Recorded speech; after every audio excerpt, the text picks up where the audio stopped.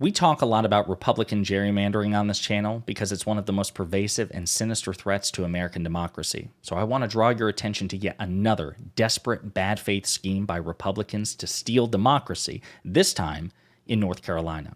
But before we unpack all that, if you haven't yet, please hit that like, subscribe, and the alert bell. Okay, folks, this one hits closer to home for me. I know we've talked about Wisconsin quite a bit, but if there is a runner-up to the bad faith in Wisconsin, it is North Carolina in terms of its Republican legislature just going for broke. They are so desperate and thirsty for power, completely unprincipled. This will blow your mind. We're going to play a clip in just a second. But North Carolina is, like Wisconsin, a purple state. Fact. There are as much, if not more, registered Democrats in North Carolina than Republicans. As of late October 2022, so about the time of the midterms, there were 2.5 million registered Democrats and 2.2 million registered Republicans, with 2.6 million unaffiliated, okay?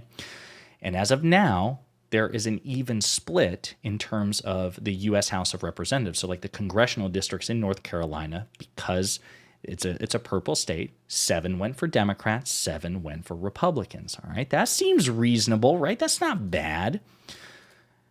But it's about to get bad. So we're going to play a clip here from Jeff Jackson, who is an incumbent Democratic congressman from North Carolina. We've mentioned it before. I've shown clips of him before in previous videos. This is an update that he has to give to the rest of us. Just real quick, about 2 months ago, I told you I was pretty sure I was about to get drawn out of my district, and it probably just happened. 2 draft maps are out, and both of them draw me out of my district and put me in one that's totally unwinnable. If either of these maps become final, it means I'm toast in Congress. This is the majority party in the state legislature in North Carolina basically saying, we want another member of our party in Congress, so we're going to redraw the map to take out Jeff. I'm not the only one. I've got 2 or 3 colleagues who are going to be in the same situation. We'll know for sure next week. I just wanted to give you a heads up that it looks like that's the way it's going. One more thing. Being able to do this job and share it with you has been the honor of a lifetime, and I'm so grateful to everyone who has followed along. Also, if any of you want to be Speaker of the House, just let me know in the comments, because we have an opening and we're having a really hard time filling it. I'll keep you posted. Great guy. And I love his ASMR voice. Like if God forbid he ends up getting, kicked out of Congress or losing re-election, he should definitely do audiobooks. That's really sad, folks. It's super sad. Well, how did we get here? Well, the Associated Press breaks it down. So North Carolina Republicans on Wednesday pitched new maps to redraw the state's congressional districts starting in 2024.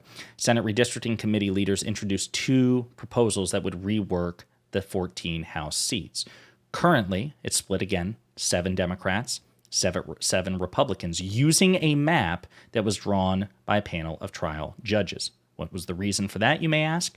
Well, previously, North Carolina State Supreme Court had a liberal bent, that is to say, a sane bent. And they were like, hey, listen, it's probably not constitutional or democratic to partisanly gerrymander. If it's a purple state, then the composition should be purple. These things should be competitive.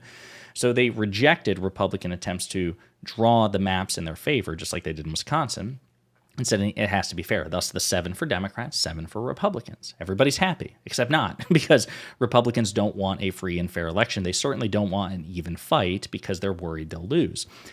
So, during the elections, the most recent elections, the state Supreme Court flipped from a liberal, sane bent to a conservative, not sane, insane bent. And they revisited the previous ruling. The new conservative court's like, wait a minute. There's nothing unconstitutional or anti-democratic about partisanly gerrymandering. I mean, if you got the advantage, you push it. You go for it, baby. Go for broke. So as a result of this, the state legislature, which has a Republican supermajority, has felt empowered. Okay, we can really go for broke. And this is what I mean. The one proposal would create 10 districts that appear to favor a Republican candidate, 3 that favor a Democrat, and 1 that could be considered competitive. Sorry, I should pull up the thing here. In the other proposal, Republicans would appear to be in a good position to win 11 out of the 14 seats. So 2 proposals in which they go from 7 to 10 at a bare minimum, with 1 being competitive, and another one which just basically gets them 11 out of the 14, both pretty bad with a very marginal difference. And it's unclear which one will advance. Folks, that's where we are with this. Now, I'll also remind you, it doesn't really have a direct bearing on this per se, because the Democratic governor of North Carolina can't veto this anyway, just by state law. He can't veto these maps, although that might be a good idea. Although it's definitely not going to happen because there's a Republican supermajority. When the last time we really talked about North Carolina politics was earlier in the year, when a Democrat, Tricia Cotham, who campaigned during the midterms as a progressive pro-choice Democrat, flipped 3 months into her first term.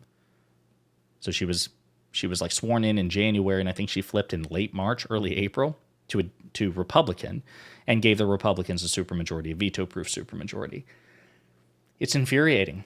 It really is. This is what I mean when I say that the Republican Party is an anti-democratic, authoritarian cult of personality.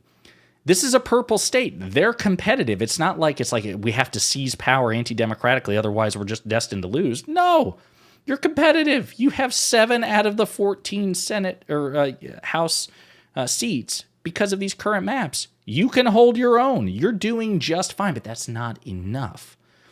They know they're unpopular. They know their policies are unpopular, and it's not enough that even then they're still competitive in this purple state, despite the fact that there are fewer of them, and they're unpopular. Like, their ideas are unpopular. It's not enough. They have to go even more. There has to be more electoral affirmative action, but for Republicans.